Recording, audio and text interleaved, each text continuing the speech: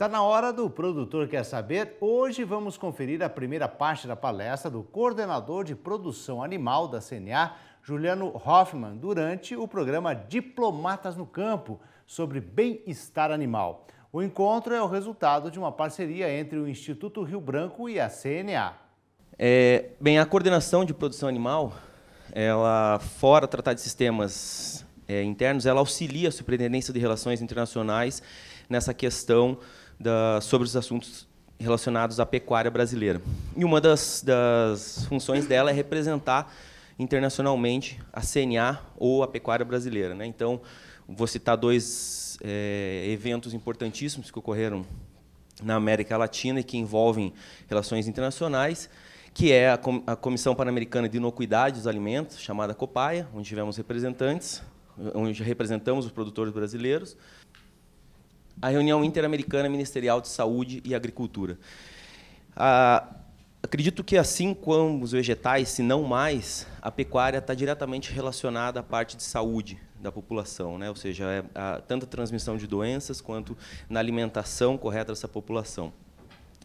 E o que a gente tem enfrentado realmente eu acho que a gente está começando a inverter o jogo, e esse evento tem tudo para ter bons frutos em relação a isso, é justamente combater o que nos denigre, né? O que falam mal da gente lá fora, ou até mesmo aqui dentro, grupos que não entendem da produção. Então, uma série de dispositivos que eram realizados nos animais no passado e que tem mudado. Então, essa pecuária brasileira moderna é a mesma evolução que a cana sofreu no corte manual para o maquinário. Esse bem-estar animal envolve, então, direto da produção, o transporte e o abate desses animais. E uma outra é o uso abusivo de medicamentos. Assim como na área vegetal, nós somos acusados de utilizar muitos defensivos agrícolas, agrotóxicos, agroquímicos, etc. Na pecuária também somos acusados. Por que o produtor vai gastar a mais com insumo se o custo, né, o lucro dele, a margem de lucro é tão pequena? Então, ninguém compra medicamento veterinário porque quer. Ninguém aplica no animal porque quer, ou ninguém usa na plantação porque quer um defensivo. Se ele pudesse tirar, teria tirado, com certeza, que seria um custo a menos. Então, eu vou começar tratando a parte do bem-estar animal. Queria que vocês tivessem em mente isso, ou seja, é um tema extremamente complexo. Ele envolve ideologia. Então, eu não sei, continuando, algum de vocês, ideologicamente ou por qualquer outro motivo, por exemplo, não consome carne, ou ou acha que os animais não deveriam ser abatidos. Essa parte ideológica é o que mais afeta o setor. Então, ideologias são coisas que deveriam afetar somente a pessoa, não a cadeia em toda, né? Então, a campanha que se faz em cima da ideologia é que é extremamente perniciosa para todo mundo. E aí, o bem-estar animal, então, ele envolve essa preocupação ética, a parte de consumidores saudáveis, ou seja, se eu consumir uma carne, um animal que foi bem tratado, essa carne seria melhor ou não, ou eu estaria melhor. E, mais uma vez, a questão ideológica em cima dele.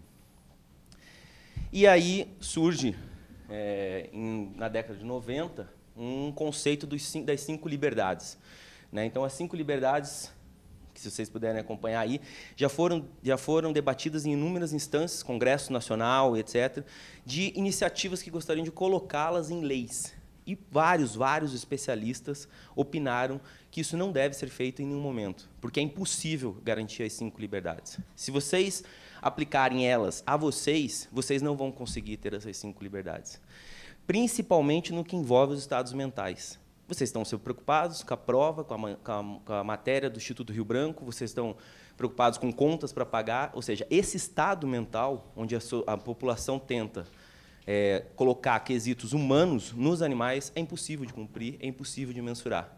Então, essas 5 liberdades, elas são realmente teóricas. Essas 4 primeiras, essas eu garanto para vocês, que nós somos um dos melhores países no mundo para garantir essas 4. Porque nós produzimos bem, nós temos ambiente, os animais vivem soltos. Até na carta que a Camila mencionou, vocês vão ver a menção de que os animais na União Europeia vivem a maior parte do tempo fechados, o gado de leite, porque é neve, eles têm que ser suplementados. Então, isso não tem liberdade, você tem comprometimento do comportamento desses animais. As nossas vacas, ou de leite ou de corte, ou os outros animais, vivem realmente soltos, né? A saúde, então, nós temos um dos sistemas de defesa agropecuária mais bem reconhecidos no mundo e respeitados, e o comportamento em relação a essa parte de nutrição. Então, O que pega em cima da gente é justamente isso. Ou seja, as pessoas tentarem atribuir solidão, ansiedade, frustração, depressão, desesperança aos animais. Sentimentos que são tidos como entendimento humano aos animais, que é a chamada humanização dos animais, né? Então, é muito diferente você fazer isso com um cachorro e com um gato com um animal de produção, né? Cachorro e gato geralmente ficam doentes junto com o dono, de tanto que eles convivem, dormem na cama e etc. E essa são as principais razões por que o Brasil é, sim, um dos países que mais se preocupa com o bem-estar animal, porque está diretamente relacionado à competitividade do setor. Então, o bem-estar, falta, né, ou ausência de bem-estar animal não pode ser confundido com maus tratos. Então, esse é um outro conceito que eu queria que vocês tivessem. Maus tratos é lei, é crime, é prisão. A ausência de bem-estar animal não quer dizer que aquele animal é maltratado. Quer dizer que falta algum critério para justamente impedir que ele não morra, que ele não perca a produtividade dele, não cause desperdício de alimentos, perda da qualidade dos produtos. Então, aqui a gente tem um exemplo, por exemplo, de uma carcaça de frango, onde houve contusões na carne, que é a mais valorizada no frango, que é a carne do peito, a carne branca. Então, isso aqui são cortes do peito de animais que estavam nesse estado. Alguém compraria um corte de peito com essa coloração? Não, ela parece carne bovina, né? Quando não tem relação. Aumento do risco de acidentes de trabalho, eu vou falar mais para frente algumas iniciativas que foram provadas já, que melhorar essa questão do relacionamento dos animais com os tratadores, com os manejadores na fazenda, melhora a qualidade de vida deles e deles com a família deles. Aumenta o risco de perda de mercados, e aí os senhores são a nossa linha de defesa em relação a isso, e prejudica a imagem das cadeias produtivas. Então, aqui, essa lâmina é só para ressaltar para vocês que, desde 1934, o país já se preocupava com esse assunto. E, depois disso, inúmeras outras legislações foram publicadas pelo Ministério da Agricultura, Pecuária e Abastecimento, que vai estar abrigado por mapa aqui, né, onde isso regulamenta a atuação dos diferentes profissionais nas cadeias. Então, esse é um exemplo do material que o Ministério distribui. Ele também é pressionado, né, claro, muito lá fora, porque ele é o órgão oficial, o órgão responsável por essa fiscalização, o órgão responsável por responder à Organização Mundial de Saúde Animal, que é a OIE, que é a que regulamenta essa parte de bem-estar animal. Então, o que vocês têm que levar é bem-estar animal. O Brasil se importa, sim, com esse tema. Dentro dessa parte do amparo legal, como eu falei para vocês, há a criação e o transporte. Então, há normativas específicas que garantem essa parte da fazenda e da fazenda do transporte até o abate desses animais, que é proceder a um manejo cuidadoso e responsável, ou seja, desde o nascimento, criação, transporte, com o conhecimento básico da espécie que você está criando. Isso vão ser feitos, vou mostrar para vocês, foram feitos vários cursos em relação a essa formação. Proporcionar a dieta, diretamente relacionada àquela liberdade da nutrição. As instalações apropriadas, porque se esse animal se machucar, ele vai me dar prejuízo. Manejar e transportar animais com calma, sem contusão, um exemplo daquele frango que a gente mostrou, do peito. Manter o ambiente de criação em condições higiênicas, mais uma vez, ou seja, se aquele animal se sentir bem, ele vai me produzir mais. E nisso entra um aspecto importantíssimo que nós temos como diferencial dos nossos concorrentes. Nós temos clima e espaço para eles. Água, disponibilidade de pastagens. Podemos melhorar muito. Há muito que se recuperar ainda de pastagens degradadas no Brasil. Então, esse o que a gente tem que defender lá fora é que nós temos, sim, um bem-estar animal natural do país, proporcionado pelo clima e pelo espaço que a gente tem para esses animais. Outra questão abordada especificamente é a questão do abate, né? Então, o momento do abate dos animais, ou seja, levá-los até o frigorífico, até o lugar onde será realizado o processamento e aproveitamento produtivo dele, que ele demorou toda a vida para expressar, é extremamente fiscalizado. Os métodos de insensibilização hoje ganharam proporções técnicas e científicas que garantem que aquele animal não sofre. E como é que a gente sabe que ele não sofre? Pela qualidade do produto que ele produz. Garanto para vocês que vocês não comeriam a carne de nenhum bovino que tenha sofrido no momento da sangria, porque as características da carne são totalmente diferentes. É a carne pálida, mole e exudativa, que eles falam. Ninguém vai comprar isso no mercado. Isso aí vira graxaria, isso vai para graxa. Então, o prejuízo é enorme, tanto para o produtor quanto para o frigorífico. Então, a carne que chega para vocês comprarem no mercado, vocês podem ter certeza que aquele animal morreu sem sofrimento, porque senão aquela carne não estaria com aquela qualidade. E essas legislações, elas são compartilhadas em relação aos conselhos federais de medicina veterinária, então médicos veterinários e zootecnistas, que se formam, estudam e aperfeiçoam essas técnicas para suprir tanto a cadeia da indústria quanto os produtores em relação a essa fiscalização das insensibilizações dos animais no abate.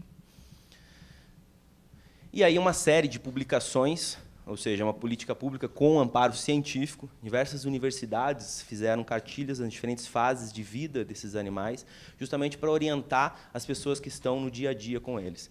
Então, envolve desde vacinação, transporte, identificação, embarque, o manejo no curral, os bezerros, no caso aqui bovinos, né, bovinos de corte, e o comportamento social, como é que é a parte de dominância de um animal em relação aos demais, um macho em relação ao outro, a necessidade de castrar ou não, enfim. São documentos que estão à disposição nesse site, no grupo de estudos e pesquisa da Unesp, de Jabuticabal, uma das referências. E, em relação à parte dos bovinos de leite, você tem cartilhas também na parte de ordenha, vacinação, bezerros, conforto dessas vacas. Por quê? Mais uma vez, o leite que vocês tomam não veio de um animal que estava doente ou que tem a inflamação da glândula mamária, que a gente chama de mastite. Por quê? Porque aquele leite é condenado. O leite que sai de uma vaca doente, uma inflamação no teto, é condenado. E isso aqui são práticas realmente de higiene. Ou seja, eu vou garantir o bem-estar animal daquela vaca na produção se eu cuidar da higiene dela. Então, o bem-estar animal ele é tido como uma consequência, ele não pode ser a finalidade. Ele é alvo de outras coisas, de outras medidas que eu adoto na minha propriedade. Na criação de bovinos de corte, esse estudo foi o que eu mencionei para vocês, onde, na produção, eu não tenho conhecimento ainda de algum estudo, mas eu sei que no convívio de cachorros e gatos, em algumas cidades foram desenvolvidos cursos ou pesquisas que comprovaram que pessoas que maltratam cães e gatos, elas tendem, não é uma verdade absoluta, mas os indicadores estatísticos foram positivos lá, tendem a também maltratar, ou seja, estar ligado à violência doméstica contra crianças e mulheres. Então, nenhum peão de fazenda bate num animal porque ele quer.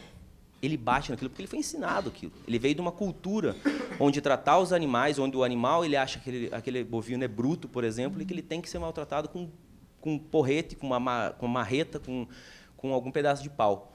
E é essa cultura que a gente trabalha para mudar nas fazendas. O Senar faz os cursos, aquelas cartilhas, aqueles grupos ajudam. Então, esse estudo verificou que a redução das tensões nas atividades de manejo deixou os animais mais calmos, ou seja, facilitou para todo mundo, diminuiu o meu estresse, melhorou a minha produtividade, reduziu o estresse com acidentes de trabalho, melhorou a qualidade do rebanho, aumentou a eficiência da produção, melhorou as relações pessoais dentro da fazenda e melhorou as relações pessoais no ambiente da família dos trabalhadores. Não é um estudo científico, isso aqui são observações que eles fizeram. Como eu disse para vocês, eu desconheço que no meio rural haja, mas eu acredito que algum grupo esteja pesquisando isso para realmente provar. Né? Então, porque a violência doméstica em cidades a gente mensura facilmente. Como é que fica a violência doméstica no campo? Né? Ou seja, essa é uma questão diretamente relacionada à parte do tratamento dos animais. É um indicador. Aqui eu peguei um vídeo, então, todo mundo acha, por exemplo, algumas medidas são muito caras de implementação de bem-estar animal. Essa daqui é uma das mais simples. Só que, antigamente, se você chegasse com uma bandeirinha dessa num curral para tocar um rebanho, os peões iam dar risada da sua cara. Por quê? Porque os animais iam em cima, eles teriam avançado em você. Isso aqui é a parte final de todo um manejo que iniciou, de contato com os animais, de apresentar as instalações para eles, onde você vai treinando as pessoas. Isso sem investimento de novas instalações. Os grupos até preconizam, não faça investimentos, não gaste antes, se você não treinar o seu pessoal. Se os seus funcionários, se os seus peões não tiverem a tendência de aceitar aquele manejo. Então, isso hoje é uma técnica muito difundida no Brasil, muito difundida para tocar os animais. Claro, em algumas fazendas esse trabalho vai ter que começar ainda, Há uma mudança de relação entre as pessoas que manejam os animais e eles. E você pode ver a calma com que eles se dirigem para o local onde eles serão manejados, vacinados, identificados, né? Em relação à cadeia de suínos, a Associação Brasileira de Criadores de Suínos, a ABCS, foi uma parceira importantíssima nossa em relação a lançamentos de cartilha ou preconizando isso aos produtores, realizando eventos. Uma das questões que vocês podem encontrar hoje sendo realizada é a abolição das gaiolas de gestação. Então, durante 30 anos, a Embrapa preconizou e pesquisou que fêmea gestante deveria ficar presa, sendo alimentada na gaiola dela. E agora, de 2, 3 anos para cá, vem um levante onde não. As fêmeas estão produzindo mais soltas, um manejo não permite com que elas mordam umas às outras, ou seja, se machuquem e tenham infecções. E o levante que a gente não entende do setor não, vamos mudar tudo. Então, chega para um produtor e explica para ele, você vai ter que demolir as gaiolas de gestação hoje, todas, e reinvestir em comedouros automáticos para as fêmeas, etc., por uma questão de bem-estar animal. Não, não é uma questão de bem-estar animal, é que as fêmeas soltas produzem mais. Só que ele vai ter que diluir isso em relação à produtividade dele. Não é de um dia para o outro, depois de manejo de 20, 25 anos, que ele vai conseguir mudar as instalações. Tá? Então, realizou seminários em relação a isso, né, o encontro com produtores, juntos com o sistema CNA também, mostrando esses benefícios da criação ou das fêmeas gestantes estarem soltas. Então, essa é uma granja. Esses animais, hoje, eles se sentem mais socializados, ou seja, mais felizes, como a gente estava falando, na produção e na gestação dos filhotes. Comem mais, engordam mais e têm filhotes com maior peso ao nascer, que é um dos indicadores importantíssimos na suinocultura.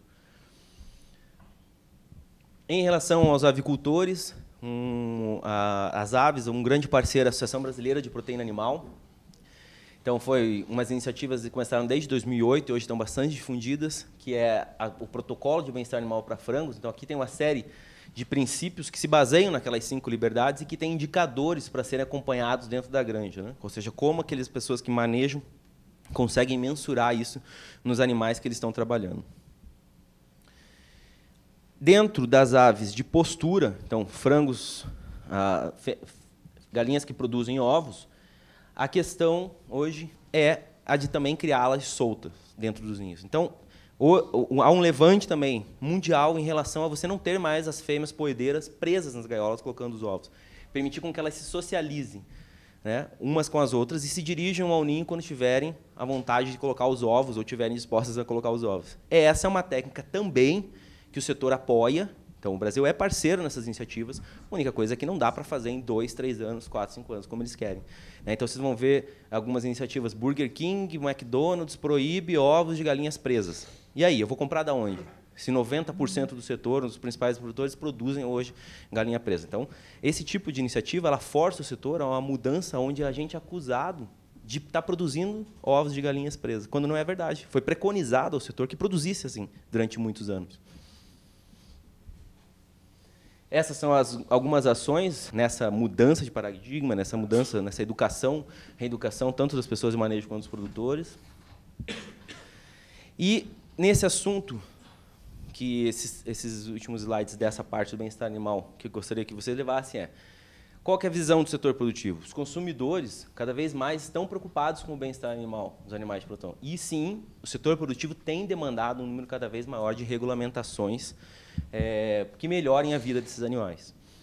O produtor rural precisa do quê? Prazo e também financiamento para conseguir mudar essas recomendações que eram adotadas há muitos anos.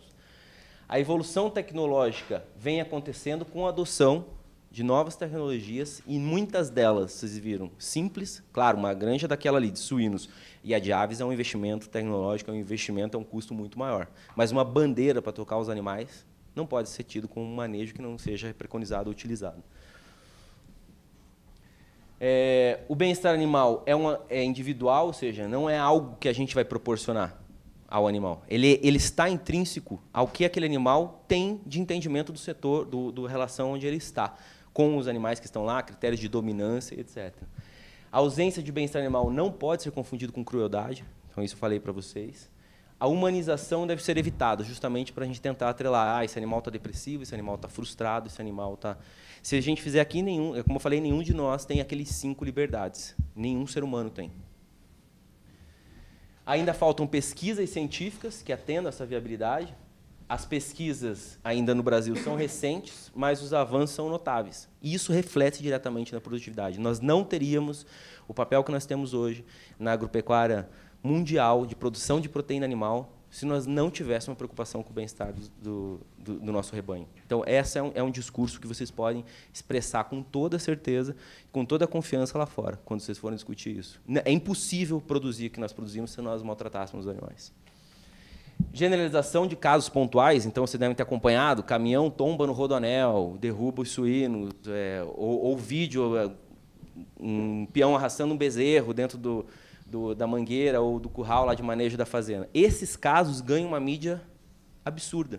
Por quê? Porque as pessoas se identificam isso, é uma questão ideológica, onde nós não devemos mais aprisionar animais para produzir alimento. E isso é totalmente errado. Ou seja, a gente vai voltar a caçar, então. Cada um vai pegar um arco e flecha e vai sair pegando as galinhas no meio do mato.